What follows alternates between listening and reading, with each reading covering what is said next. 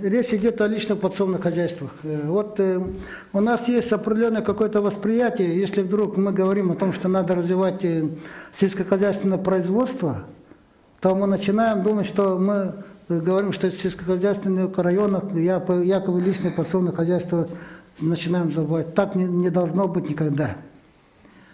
Потому что мы сегодня говорим о том, что хотя бы понимать содержание каждого слова.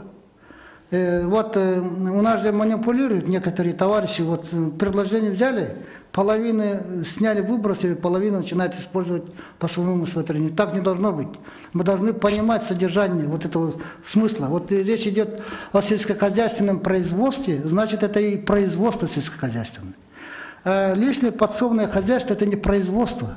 Сельскохозяйственное – это личное подсобное хозяйство. Это когда человек трудится в больнице, он пенсионер, он учитель и так далее.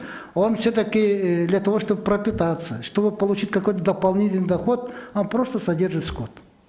Он не занимается производством, он не занимается племделом, он не занимается там технологией, он просто содержит. Вот этого процента у нас где-то под 70% в республике. В сельской местности бюджетники, учителя, врачи держат скот. Но мы их поддерживаем, потому что если у вас лишнее молоко появилось, сдавайте, пожалуйста, мы субсидии вам даем. Но мы, когда человек держит 2 скота, 2 коровы, 2 теленка, мы не можем ему сказать, занимайся технологией. Он не может заниматься технологией.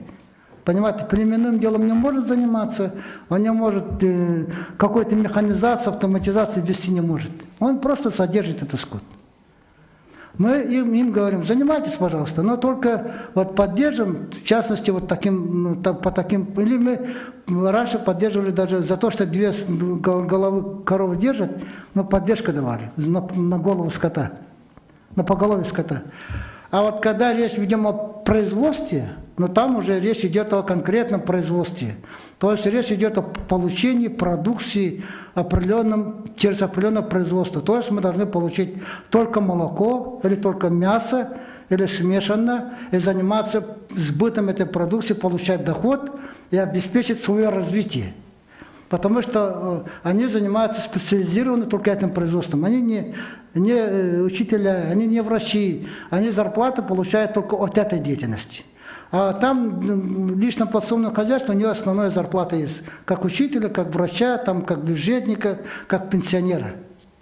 Поэтому, а сегодня мы это сельскохозяйственное производство никак не можем наладить как положено. Потому что мы свою картину видели как общее целое.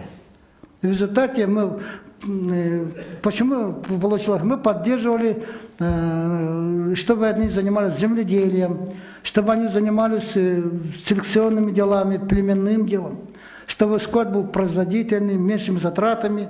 Очень много аспектов здесь. Вот этим сельскохозяйственным производством надо заниматься. Как положено заниматься. Об этом сегодня речь идет.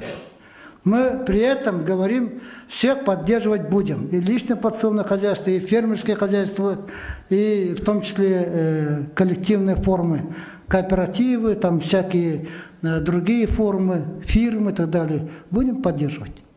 Вот и речь об этом идет.